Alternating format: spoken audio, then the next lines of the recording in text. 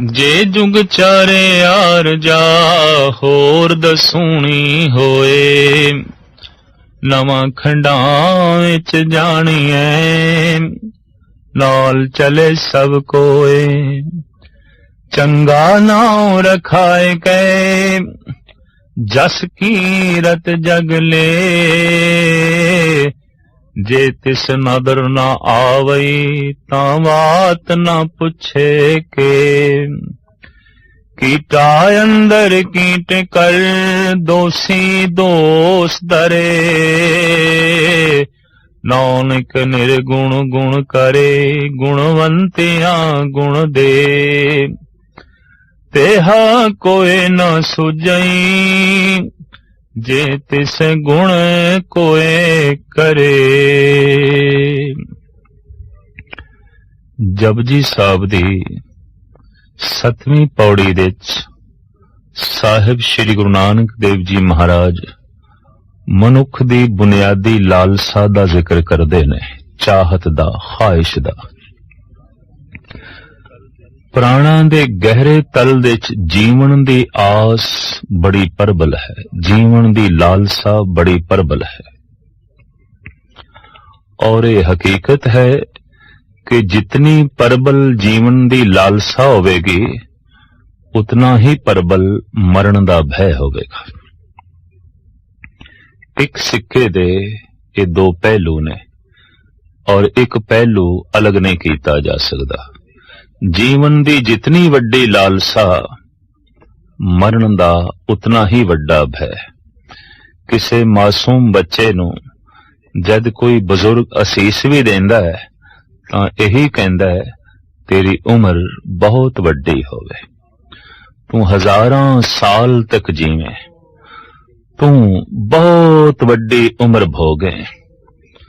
तो बहुत वड्डी उम्र भोगना कोई असीस नहीं है, इनू आशीर्वाद नहीं समझना चाहिए। पृथ्वी दे उत्ते ऐसे दरख्त खड़े ने जिन्हां दी उम्र 2000 साल तो भी ज्यादा है। अजगर सप कहंदे ने बहुत लंबी उम्र रखदा है। सागर दे च अनेकां ऐसियां मछलियां ने जो 500 साल तो भी ज्यादा जिंदा रह सकदियां ने। तो ज्यादा जीवना कोई खास मैने नहीं रखदा। सफल जीवन जीवना धर्म दा ये मूल उपदेश है। लंबी उम्र भोगनी ये कोई बहुत वड्याई नहीं, चंगी जिंदगी भोगनी ये वड्याई है।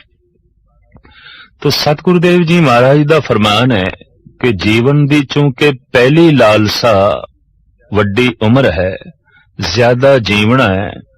रोगां दे च ग्रसिया होया मनुख जो दायमी रोगी है, दिन रात रोग दी पीड़ा विच बतीत हो रहा है, वो भी जीवना चाहता है।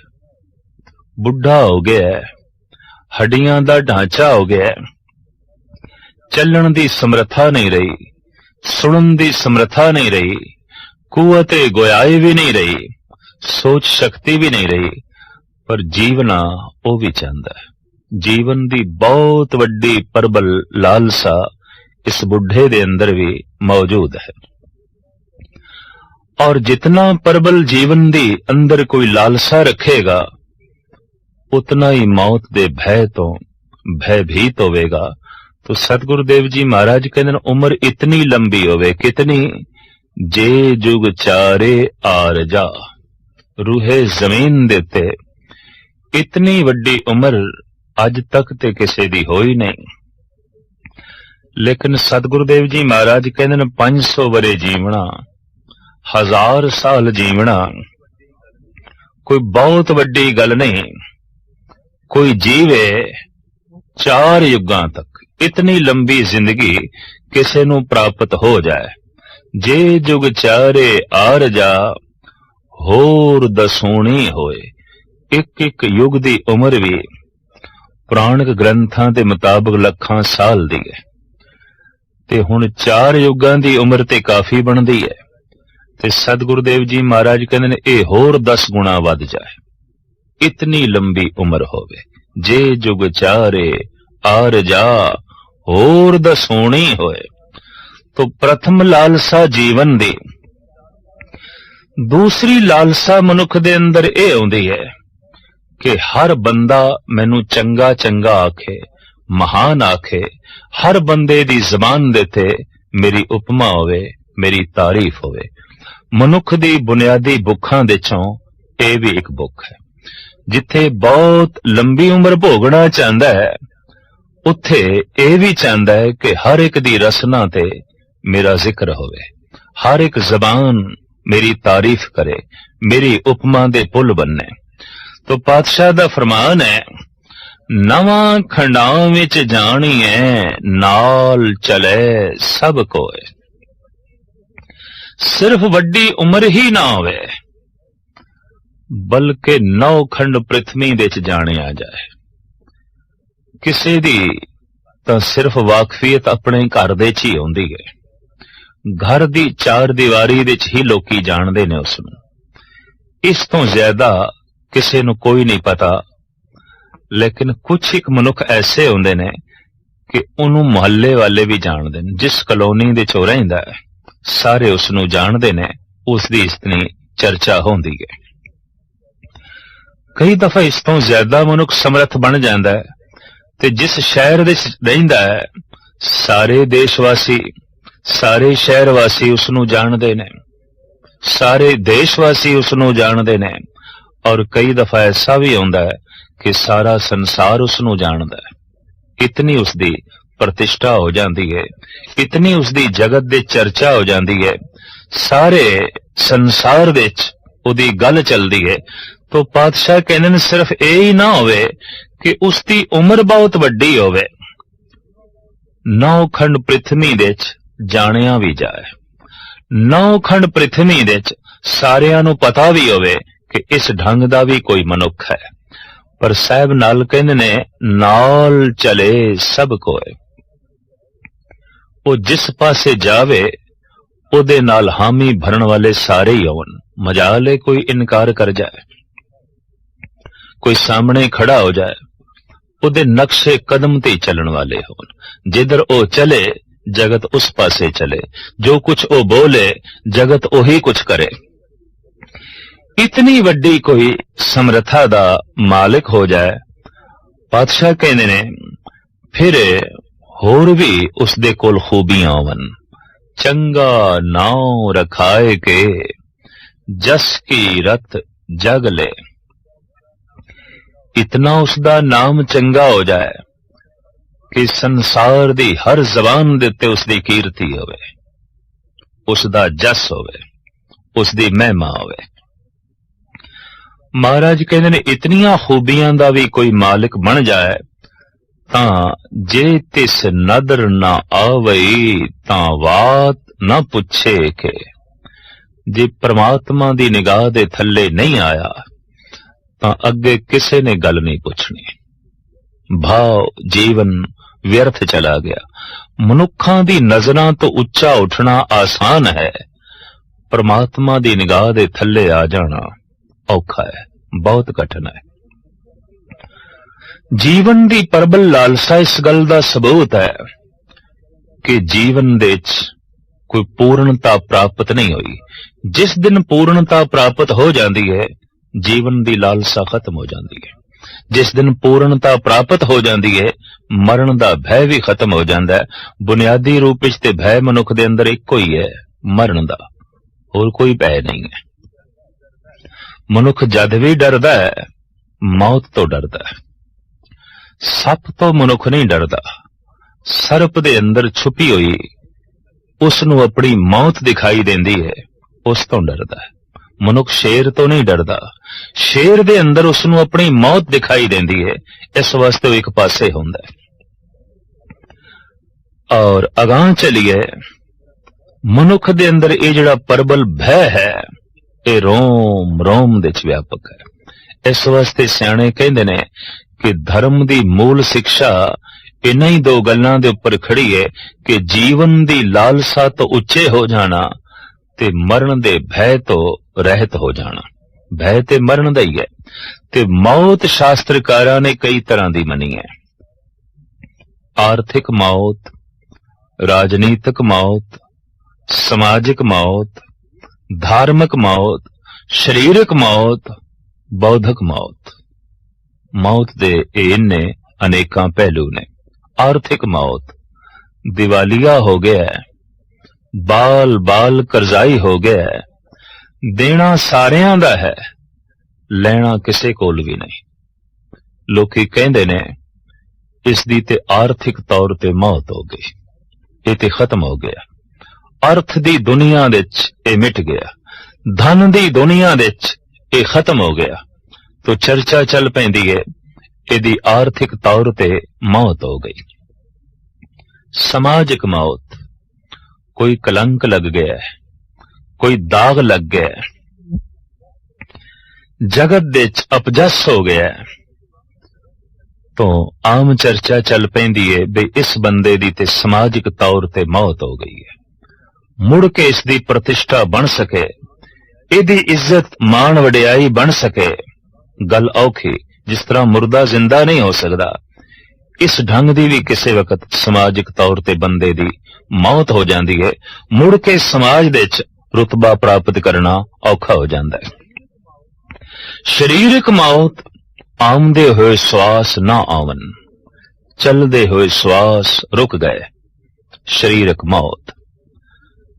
और इसे तरीके नाल बुद्धि दे च विचारां दी शक्ति ही खत्म हो गई, आमदे हुए विचार रुक गए। जैसे कि पागल है, इहदी बौद्धिक तौर ते मौत है, दिमागी तौर ते मर चुके है। शरीरक तौर ते जिंदा है, बौद्धिक तौर ते मुर्दा है, पागल। ओदे कोल शरीर दी जिंदगी ते है, ओदे कोल बौद्धिक जीवन नहीं है, ओदे कोल दिमागी जिंदगी नहीं है। ते बौद्धिक जिस दे कोल जिंदगी नहीं है, वो ते मनुखता तो भी थल्ले चला जाता है, बल्कि पशुआं तो भी कई दफा ज्यादा थल्ले चला जाता है। इस वास्ते दरिंदे पशुआं तो जिथे भय लगता है, पागल तो भी डर लगता है, क्योंकि बौद्धिक तौर ते मरिया होया है, सिर्फ शरीरक तल दे उत्ते जी रहा है। तो भय मरण दा है। ये मरण चाहे बौद्धिक होवे, चाहे शरीरक होवे, चाहे समाजिक होवे, और चाहे आर्थिक होवे, ते चाहे राजनीतिक होवे। समुची दुनिया दे हर देश दे च ऐसे मनुख हैं, घूम रहे ने अजे भी, जिन्हां नूं वेख के लोकी कहंदे ने कि राजनीतिक तौर ते इन्हां दी मौत हो चुकी है। किसी वक्त उन्हां दी गल चलदी सी, किसी वक्त राजनीति दे आसमान ते सूरज दी तरह चमकदे सन, अज तारियां दी तरह टिमटिमाना भी नहीं है, खत्म हो गए। राजनीति दे अज गल नहीं है, अज चर्चा नहीं है। तो कह दिता जाता है फलाने दी राजनीतिक तौर ते मौत हो गई, खत्म हो गया। धार्मिक मौत एक रूहानी मौत भी है। गुरु नानक देव जी महाराज उसका जिक्र करते ने, आखां जीवां बिसरे मर जाऊं। ए अकाल पुरख, जद मैं तेरी चर्चा करदा, तेरा जिक्र करदा, तेरी उस्तत करदा, तेरी याद अंदर चलदी है तो जिंदा रहना, ते जद नहीं अंदर याद चलदी तो मर जाना। मरणं बिसरणं गोबिंदे, जीवणं हर नाम ध्यावणे। गोबिंद नूं भुल जाना, परमात्मा नूं भुल जाना। गुरु अर्जन देव जी महाराज भी कहंदे ने मौत है, पर रूहानी मौत, अध्यात्मक मौत। शरीरक तौर ते मनुख जिंदा होवे, बौद्धिक तौर ते मनुख जिंदा होवे, पर अंदर परमात्मा दा चिंतन ना होवे, तो सतपुरुष कहंदे ने ये रूहानी तौर ते मुर्दा है, ये धार्मिक तौर ते मरिया होया है। धर्म दी दुनिया दे ते ये बिल्कुल खत्म है, इहदी कोई गल नहीं है। तो भय मौत दा है, चाहे ये मौत राजनीतिक होवे, समाजिक होवे, धार्मिक होवे, शरीरक होवे या आर्थिक होवे, भय मौत तो ही लगता है। क्योंकि मौत दे च मनुख मिटदा है, खत्म होता है, ते खत्म होना नहीं चाहता, कारण अधूरा है। अगर पूर्ण हो जाए तो फिर मौत आनंददायक बन जाती है। भगत सिरमौर श्री कबीर जी महाराज दा वाक, जिस मरने ते जग डरे, मेरे मन आनंद, मरने ही ते पाइए पूरन परमानंद। मौत क्यों आनंद बन गई? क्योंकि जीवन दी लालसा नहीं रही। ते जीवन दी लालसा क्यों नहीं रही? जीवन दा जो लक्ष्य सी उदी प्राप्ति हो गई। जीवन दा जो निशाना सी उस तक पहुंच गए। जिंदगी दी जो मंजिल सी वो प्राप्त हो गई। जब ठिकाना मिल गया, घर तक पहुंच गए, ते हुण ये जिहड़ा जीवना है, इस मार्ग नूं की करिए? घर ते पहुंच के मनुख मार्ग तो किनारा कश हो जाता है, एक पासे हो जाता है। तो जिस दिन परमात्मा की प्राप्ति हो जाती है, जीवन की लालसा खत्म। ते जिथे जीवन की लालसा खत्म, उत्थे मरण का भय भी खत्म। आदि काल तो लोकी कोशिश करते रहने कि उम्र वड्डी करिए, और इस तरह का आबे हयात, इस तरह के कुछ ते वैद लोग बनाते रहने जिहदे नाल मनुख वड्डी उम्र भोग सके। अमर फल दी दास्ताना भी धार्मिक ग्रंथां विच मिलदियां ने, जिन्हों खा के बंदा अमर हो जाता है। अमर फल लगदा है कोई बूटी, कोई दवाई, इस ढंग दी मनुख तलाश करदा रहा जिस दे नाल ज्यादा दिन तक जी सके, ज्यादा दिन इस पृथ्वी दे ते श्वास ले सके।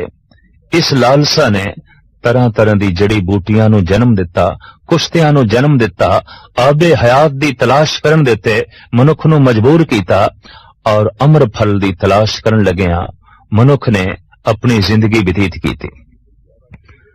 दूजे पासे जोगी श्वासां नूं ही रोक के बैठे ने।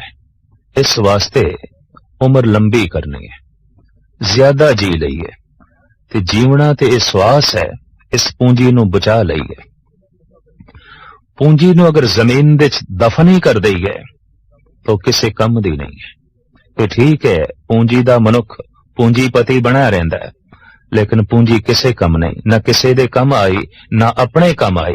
श्वासां नूं रोक के जो बैठ गया है, जीवन व्यर्थ गवा रहा है, समा व्यर्थ जाया कर रहा है। लेकिन लंबी जिंदगी भोगण दी लालसा इस तरह की साधना करन देते भी मजबूर कर दी है। और इस तरह की साधना जे किसी की सफल हो जाए तो साहब कहते ने वो इतना जीवे जितना कि 4 युग ने। ते 4 युग है क्यों? उसकी जिंदगी इतनी लंबी होवे कि होर 10 गुणा बढ़ जाए। सारी दुनिया दे ओदा जस होवे, सारी दुनिया दे वो जानिया जाए, ते जिधर जावे उदे नक्शे कदम ते चलण वास्ते हर एक तैयार होवे, हर एक दी रसना देते उसकी कीर्ति होवे, उसकी महिमा होवे। पर जो परमात्मा दी निगाह दे थल्ले नहीं आया तां साहिब कहंदे ने अगां चल के इसदी किसी ने गल नहीं पूछनी ते होवेगा कि साहिब गुरु नानक देव जी महाराज दा फरमान, कीटा अंदर कीट कर दोषी दोष दरे। कीड़ियां दे चों कीड़ा सब तो निखिद है बिष्टा दा कीड़ा।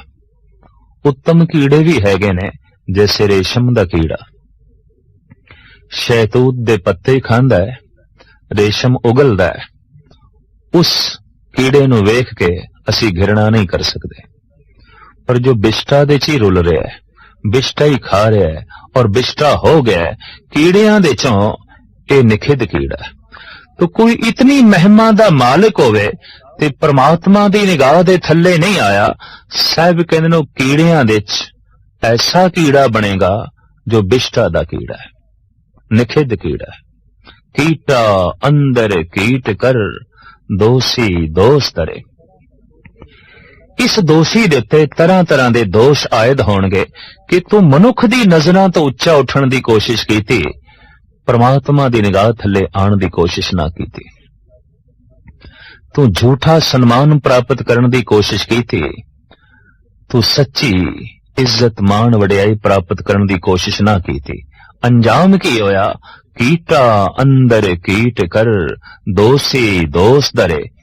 पर साहिब गुरु नानक देव जी महाराज अगे फरमान करते ने, परमात्मा दे दरवाजे हमेशा लई किसे वास्ते बंद नहीं। अगर कोई द्वार ते दस्तक देवे, भावें मुद्दत बाद देवे, किसे वक्त भी देवे, परमात्मा द्वार खोलन नूं तैयार है। इस वास्ते सतगुरु कहंदे ने, नानक निर्गुण गुण करे, गुणवंतियां गुण दे। वो ऐसा बख्शिंद है, ऐसा दयालु है, जिहदे कोल कोई भी गुण ना होवे पर उसदा द्वार खटखटा देवे, गुणा नाल उसदी झोली भर देंदा है। और एक गुण इतना महान है कि लखां रुपए दे बदले भी बाजार विच मिलेगा नहीं। सबर, संतोख, खेमा, सील, संजम और प्रभु दा ज्ञान, आनंद, रस बाजार विच सारी पूंजी भी खर्च करिए ते नहीं मिलेगा। पर परमात्मा ऐसा दयालु है, जिहड़ा उसदे द्वार दे ते दस्तक देंदा है, अपने दैवी गुणा नाल उहदी झोली भर देंदा है। तो सतगुरु दा फरमान, नानक निर्गुण गुण करे, गुणवंतियां गुण दे। ते जिहड़े पहले तो ही गुणवान ने, उन्हां दी झोली दे च होर गुण पा देंदा है। ते मनुख दी महानता गुणा करके कोई मनुख निखिद्ध है, किस तरह पहचान होवेगी? अवगुण ने। ते कोई मनुख महान है, किस तरह पहचान होवेगी? ओदे कोल गुण ने। कोई परमात्मा दे नेड़े चला गया, किस तरह पहचान होवेगी? ओदे कोल गुण ने। ते गुण सारे ही परमात्मा दे ने। जैसे पृथ्वी दे ते जितनी भी रोशनी है, सारी दी सारी सूरज दी है। जगत दे जितने भी गुण ने, सारे दे सारे गुण अकाल पुरख दे ने, परिपूर्ण परमात्मा दे ने। तो साहिब कहंदे ने, जिहड़ा गुणवान है, गुणा नाल उसदी होर झोली भर देंदा है। ओ परिपूर्ण परमात्मा जिहड़ा उसदे द्वार दे ते दस्तक देंदा है। नानक निर्गुण गुण करे, गुणवंतियां गुण दे। तेहा कोय न सुझई, जे तिस गुण कोय करे। साहिब गुरु नानक देव जी महाराज दा फरमान, मैं समूह जगत दे ते निगाह मार के वेख लईए, ऐसा दाता होर कोई भी नहीं। परमात्मा वर्गी होर कोई हस्ती नहीं कि निगुणियां नूं गुण दे देवे ते गुणवानां दी झोली होर गुणां नाल भर देवे, आनंद नाल भर देवे। ऐसा बख्शिंद, ऐसा दयालु, ऐसा समग्र व्यापक परमात्मा वर्गा होर कोई भी नहीं। तेहा कोय न सुझई, जे तिस गुण कोई करे। इस तरह दे गुण कोई होर दे सके, परमात्मा तो इलावा मैनू होर कोई नहीं दिखाई देंदा। और वास्तविक ये सही खोज सतपुरुषां दे सामने ही आई है कि दाता केवल परमात्मा है, अकाल पुरख है, और वो दात दे रहा है। दात की होंदी है? जिहदे बदले विच कुछ चुकाना ना पवे ते सानू मिल जाए। ये जिंदगी सानू दान विच मिली है, ये हथ ते पैर सानू दान विच मिले ने, ये कुवत, ये गुआई, ये बोलण दी शक्ति सानू दान विच मिली है, ये नेत्र सानू दान विच मिले ने, सोचण दी शक्ति सानू दान विच मिली है। और कोई मनुख अपनी झोली वड्डी करे तां होर बहुत कुछ उसदी झोली विच पै जांदा है। वो देण नूं हर वक्त तैयार है। दरअसल लैण वाले दी झोली छोटी होंदी है, या लैण वाला थक जांदा है। देंदा दे, लैंदे थक पाए, लैण वाला ही थक जांदा है, वो देंदिया नहीं थकदा। ऐसा वो दातार है, ऐसा वो परिपूर्ण परमात्मा है। इस वास्ते साहिब श्री गुरु नानक देव जी महाराज फरमान करदे ने, समग्र दुनिया दे उत्ते दृष्टि मार के मैं वेख लिया है, तेहा कोय न सुझई। इस तरह दा होर कोई भी नहीं जिहड़ा इस तरह दे गुणां दे नाल झोली भर देवे, रब्बी दैवी संपदा दे नाल माला माल कर देवे। इस तरह दा दाता जगत दे च होर कोई नहीं। अक्सर देखण दे च आया है कि बहुत दफा मंगीए भी तां भी मनुख नहीं देंदा, पर परमात्मा ऐसा है कि अणमंगिया दान देवना, कहो नानक सच संभाल जियो। उते ऐसा बख्शिंद है, उते ऐसा दयालु है, अणमंगिया ही झोली च पा देंदा है। मां बाप मिल गए ने, बिना मंग तो मिले ने। औलाद मिल गई है, बिना मंग तो मिल गई है। शरीर मिल गया है, बिना मंग तो मिल गया है। हाथ पैर मिल गए ने, बिना मंग तो मिल गए ने। सूरज दी रोशनी बिना मंग तो मिली है। घर दे विच जैसे बिजली जलदी है ते महीने बाद बिल देंदे आ, सदियां तो सूरज रोशनी दे रहा है, मुफ्त विच दे रहा है, दान विच दे रहा है, बदले विच असी कुछ नहीं चुका रहे। तो ऐसा वो परिपूर्ण परमात्मा दाता है, उस नाल जे संबंध विछिन्न हो गए ने, टुट गए ने, ये मनुख दी बदकिस्मती है। ते टुटण दा इक्को एक कारण है, जीवन दी लालसा ते मरण दा भय।